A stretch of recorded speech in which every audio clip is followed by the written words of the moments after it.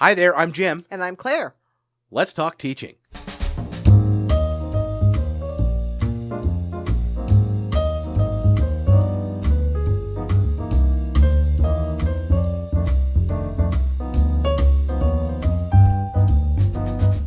Welcome to Let's Talk Teaching, a podcast from the Center for Teaching, Learning, and Technology here at Illinois State University. I'm Jim G., and joining me once again today, Dr. Claire Lamonica, our director. Hi, Claire. Hi, Jim. How are you? I'm great. You have new toys. We have new toys. We have invested a little bit. We saved our pennies all fiscal year, and we scrounged together enough to get a little bit nicer in the way of audio setup. We are still experimenting with it a little bit, so if this episode hopefully sounds a little bit better, but we're it's a work in progress. But we wanted to talk today. We didn't want to put it off. We wanted to get back in the saddle, as it were, and kind of do a sort of follow-up to our discussion recently about cooperation, because we actually ended up talking a lot about collaboration and the differences between the two.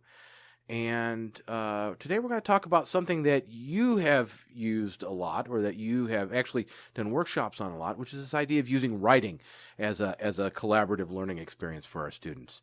So is this something that you have to be an English teacher to do? Oh, no. As a matter of fact, it's, collaborative writing is pervasive. Years ago, back in the 90s, there were some women, Angela Lunsford and Lisa Eade, who did some research on collaborative writing. And at that time, they found that 70% of all workplace writing was done collaboratively. Mm-hmm. I would bet that in the intervening years, much closer to 90%, mm-hmm. or maybe even more, of workplace writing is done collaboratively. To one extent or another. I think technology has evolved to a place where it's just so easy to do that. Sure. That that's one reason that people get interested in this. Is that its prevalence outside the academy. Sure. Another reason is collaborative writing is the norm in many disciplines. So, not in mine. In English, you're really better off if you're an only writer, a sole writer, or sole author, or at least the first author. Sure. Lunsford and Eade actually, interestingly, worked and published together for many years, and they would alternate. So for one article, it would be Lunsford and Eade, and for the next article, it would be Eade and Lunsford. Oh, I see. Yeah. They were trying to make sure that they both sort of got equal credit, mm-hmm. and in their in that discipline that was important, but in the sciences, all kinds of disciplines, that's the norm. You really publish with a number of writers mm-hmm. together, mm-hmm. and so that's another reason that I think, and then there are logistical reasons. People Sure. are like, hey, I can grade 25 papers, or I could grade 5 papers. Right. I choose 5. Yeah. So, but in order to achieve that, you have to do some things ahead of time as you're planning the assignment, because it's not just a matter of saying, all right, everyone, you're a group.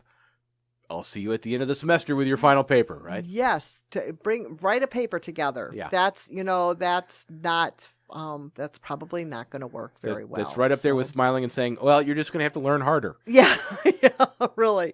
So that's not going to work. So, you need to really be intentional about why you're asking your students to write together. So we think of collaborative writing. We're talking about singular texts with multiple authors. Mm-hmm. So why do you feel like it's important to do that? And it might be because that's important for people to be able to do in your discipline, or it's mm-hmm. important for people to be able to do after graduation. It might be because you'd rather grade 5 papers than mm-hmm. 25, but that means as is the case for active learning and lots of right. other things. That's just front loading the work. You have Sure. a lot more preparation to do. I can also see one other thing, because we do sort of this sort of thing when in the basic speech course, where they have to do a group speech, and it's essentially there is an outline, for example, that they all contribute to, and part of the idea of that is to show them to get them used to the idea of working in groups, mm-hmm. but it's because we talk about group dynamics and stuff. But the other thing is we're also teaching them research at the same time. Mm-hmm. And to really comprehensively talk about a topic, that's an awful lot of research to do. Mm-hmm. And so they're able to select different areas and do the research as well. So I think that might be another reason to do that. Right. Well, I think so the best reason is that what you want is too much work for one person. Yes. So there's this thing that I kind of call Lamonica's law, which is just really flippant, but it is, if one person can do the work, one person will do the work. Okay. So any kind of collaborative or group undertaking should always be designed with the idea in mind that it's going to take more than one person to do this work. It Mm-hmm. can't be done well by one person by themselves. So when I used Collaborative Writing in English 101, I also used it for research, but it had to be primary research. Right. And they had to go out and conduct surveys or interviews or observations or something like that. And in order to get enough data to make any kind of statement, then it took more than one person to Mm-hmm. collect that data, and often more than one person to analyze it. So, Mm-hmm. that's, those are situations where it really does take more than one person to do this work. So let's get into the nitty gritty. What does it take to actually prepare the ground to do this? So I think the first thing you should do is you should find something, preferably in your discipline or a related discipline, that was written collaboratively, and you should share that with the students. Here's an example. You're going to be writing a paper together. There will be 5 of you, 4 of you, 6 of you, whatever, working on this paper. Let's look at this. Here's an example. This was written by 4 different people, and ask them to analyze it, to think analytically. I think a really interesting question would be to ask them, who do you think wrote which parts? Yeah. Because ideally, they won't be able to tell. Mm-hmm. So even better if it's not something that has subheads where they can say, well, we think one person must have written this subhead and one person must have written this subhead. You want them not to be able to tell. And that's the norm, and that's what you want. But that's what, when faculty talk to me about collaborative papers, what I hear most often is, it's just, there's no single voice. They each wrote a section. They didn't even tie the sections together well. Sure. It's like this patchwork quilt of text. Yeah. And that's been my experience. They repeat each other, one sections, or they contradict each other. It's just a mess. Mm-hmm. And so I think I've been thinking more and more recently about the importance of showing them a model and showing them how impossible it really is in a well-crafted collaborative text to sort out who might have written once. In fact, my experiences with collaborative writing have been that once the text has been produced, even the authors aren't sure who wrote what. It's really funny because I worked on an article recently, I don't know, a couple of years ago with 7 other people. And after it was published, my husband said, so which part did you write? And I just burst out laughing. I said, there's no way to sort that out. Right. Although, interestingly, we had originally started with each of us sort of working on a separate question. Mm-hmm. And then, but we had pulled it all together. And as we did that, people added. So there was no way of saying, oh, I wrote, hardly even any way of saying, well, I wrote that sentence. Because I couldn't remember. You sound very excited about this. It is cool. It is cool. When it's done well. Yes. So it's awful when it's done badly. Okay. And I think most students who have tried to work in groups, whether it's a collaborative project specifically like this, I think students will be bringing into your class probably a little bit of baggage of group work. So how do you get them excited, or at least get them not as timid about the process from the get-go? How do you engender that excitement in them so they kind of get over that initial inertia, whatever. Well, I think it's partly what we've been doing. You talk about the usefulness. Mm-hmm. You talk mm-hmm. about why you're having this. It's always helpful to provide students with a rationale about why they're being asked to do anything, because they're natural skeptics or something. Right. They think we don't have anything to do but keep them busy doing things that don't matter. So it's the what's in it for me. Answering that question. Why is this going to be important for you? Yeah. How is it relevant to your life? Right. as I said, having them read things that have been written collaboratively and really see what that looks like. Because I'm betting they don't often look at a text and notice how many authors there are on the text. Probably not. I mean, unless somebody points it out to them. So letting them see what it can look like, that it can look like more than just a patchwork quilt. So what are some other planning things that you as an instructor have to do, even before you talk to your students? What are some of the things that you have to think about or put in place? Well, I think you have to be prepared for the fact that when you're asking students to write collaboratively, this is a really, really complex undertaking in so many ways. And you're taking students who are essentially novices or not much more advanced than novices in a variety of areas and asking them to perform in all of those areas at once. So there's, when you write collaboratively, there's a group process that's going on, and there's a lot of writing and theory and research out there about what a group process looks like, regardless of what task the group is engaged in. There are things that happen in a group, and so you've got that going on, and they may not know anything about that. There is a writing process that's going on, and the students, if you're asking 5 students to write together, you're essentially asking 5 different writers who may have over time developed 5 different writing processes or approaches to writing, and asking them to work together through a process that's probably not totally comfortable for any of them, much less all of them. Right. And there's a creative process that's going on, so there are ideas that need to be born that don't exist in the world, and they are only going to be born because of this particular group of people interacting at this particular moment of time in this particular setting, so it's it couldn't happen any other time. So that's a really exciting thing, but it's not something students are used to experiencing. No, and that to me is one of the most exciting things about this. I mean, yes, maybe having a little less to evaluate at the end of the semester is nice too, but really, like we've said, it's a lot of heavy lifting up front. But when we did our previous episode, when we first talked about cooperation, I finally was able to distill the definitions you gave down to essentially cooperation is working together to find meaning in a text or in a some sort of area of study when we're talking about cooperation and learning. And collaboration is making new meaning together. That works. And I think that's a cool and so you're going to create something new is actually a good selling point for students. Yeah. And you'll get something out of it in the process of creating it.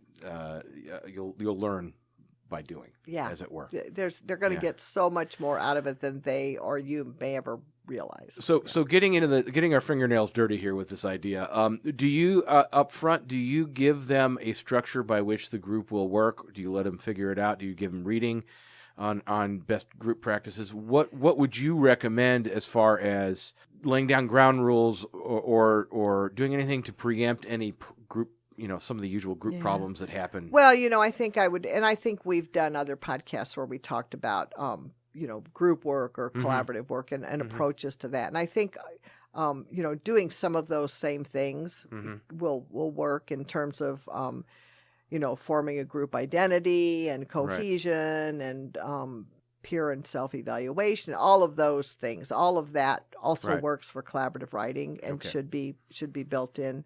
I think it helps to talk to students about the possibilities, because when we talk about collaborative writing as if it were a thing, but actually it's a lot of different things. There are a lot of different ways to approach the collaborative production of a text, and there's been some research done on this recently. It was Lowry, Curtis, and Lowry. Okay.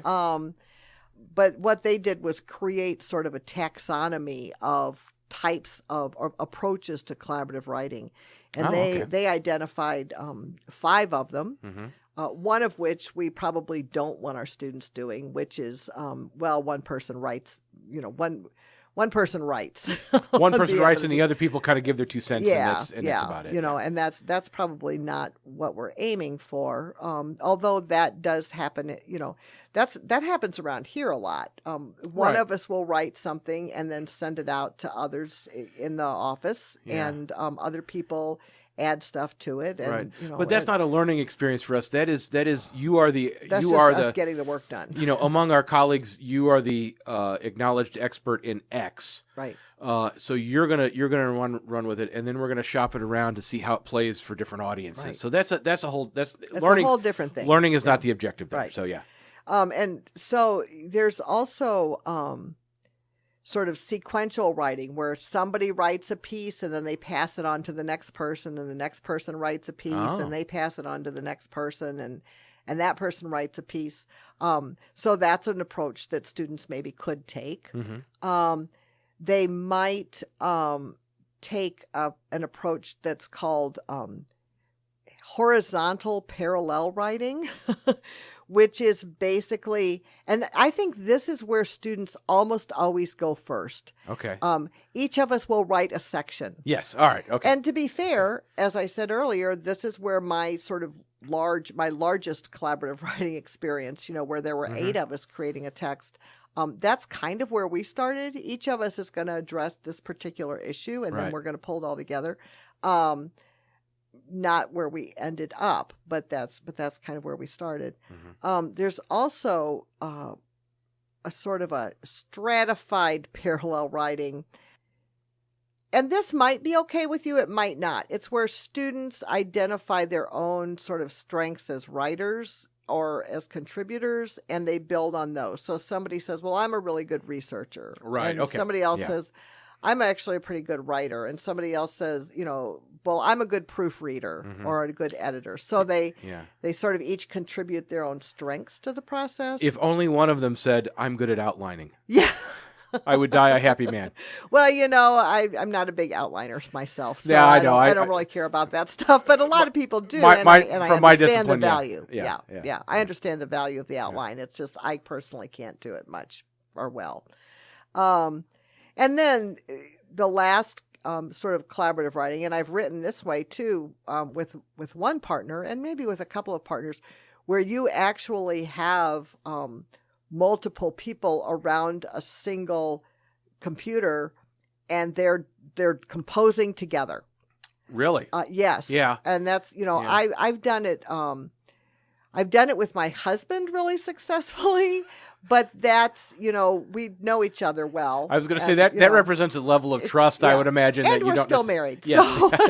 So, but it's pretty amazing. It's kind of like wallpapering a bathroom. Who knew you'd survive that? Right, exactly. So, or that the relationship would survive that. So, but it's done, and I think it's done possibly most often with people who have sort of a pre-existing relationship. But I think it might. I've seen it work in the workplace too, where we do this sometimes. We do this sometimes. I was thinking about that. Where we put a document up on a screen in our conference room, and we all sit around the table, and we basically shop the document. Yeah. We revise the document and typically or write it. And typically there is a draft. When we do it, there's a draft of the document that has existed already. Either it's easier. Well, we're revising old material because something has changed a grant has changed or something like that on campus. But I can see where from a student standpoint that may be, and I don't know what the research says, but that may be a second step. That may be what they move towards. Yeah. They one of the other maybe more parallel sort of collaborative writing styles. They may do that first, but I can see them. All right, we need to knock this into shape, and that, to me, sounds like one way to have that sort of unified voice that you were talking about at the beginning of the episode. It does contribute to a unified voice, and that, so one way to achieve that unified voice is just to have everybody write together. Now, students are, they may want to do that or they may not, because they often complain about not being able to find time to work together. So And this is writing together in real time. It's not, we have a Google Doc and we're all sort of, Right. contributing to it. But it can be a pretty exciting, illuminating way to write, and that's also a situation where you get finished and you're like, I have no idea where these ideas came from, because Right. they really are produced by the synthesis of the ideas of the people in the room, and, Right. and they don't belong to any one person. So I would assume that as they're going through the collaboration process, we would hope anyway that they are going to be sharing different iterations, depending on which method they're using. But you as the instructor, would you recommend you still ask for drafts from the group? Yep. Okay, moving on. Someday we're going to have to do an episode just talking about drafts, because Yeah. because that is such a talk about. I know. You're not grading 25 papers, you're grading 50, right? Yeah. Which is not actually true, because you give different kind of feedback at different stages. Let's shift. In our final moments here today, let's talk a little bit about how do you evaluate this writing, this document that's produced. How do you evaluate it, not just for substance, but also for the collaboration? Okay, so I would say, and I think also you want to evaluate it on the form, right? Because as I said at the start, the concern I hear most frequently is, I just got this mess. They did the research. They had some valuable stuff there, but it was not a single text. It Right. was a quilt, crazy quilt, as a matter of fact. So I think you want to. I think I'm a fan of rubrics. I know not everybody is, but I think you design a rubric before you start, and you are very clear about those expectations, including the expectation that this text will have a single voice and will be cohesive, and will not be a crazy quilt. So you need to find ways to do that, and then yes, I would also have in the rubric an element, a criteria for the success of the group process, or something like that. I mean, I would go, everything I've ever said before about evaluating group work goes for this too. So there might be a criteria that's based on contributions to the group or participation in the group or whatever. And I would strongly recommend that come from a combination of self-evaluation, peer evaluation, and instructor evaluation. So Sure.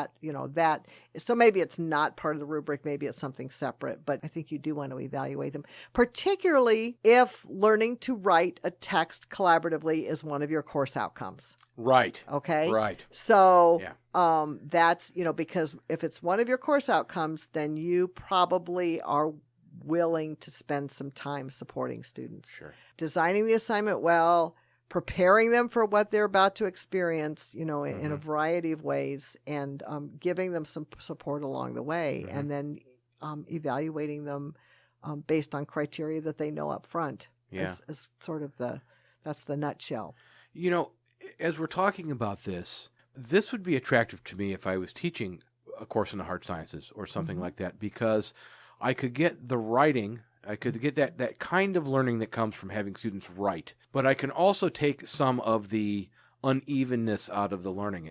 The hope is that if they collaborate and they do a good job collaborating, that they will learn from each other and they will support each other in the learning. Absolutely. Right? Absolutely. So in some ways, even though it is a lot of heavy lifting at the outset, and it may take you a couple tries to get it right, and you may be using maybe just a couple. Yeah, maybe just a couple, and maybe more, and you may be using rubrics for the first time or something like that. I think that the benefit to your student will actually, I think there'll be some payoff there, because they're engaging with the material in a different way, maybe in a way they don't expect in a biology class or something like that, but they're also then able to support each other so that they kind of form an idea of what they should be learning as they go along in writing this paper. Yeah, absolutely. Well, Claire, thank you so much. Thank you, Jim. And that's all the time we have for this week's episode of Let's Talk Teaching. You can find out more about today's episode by going to our website, ctlt.illinoisstate.edu. Click on the podcast link in the upper right of the page. For Dr. Claire Lamonica and for all of my colleagues here at the Center for Teaching, Learning, and Technology, until we talk again, happy teaching.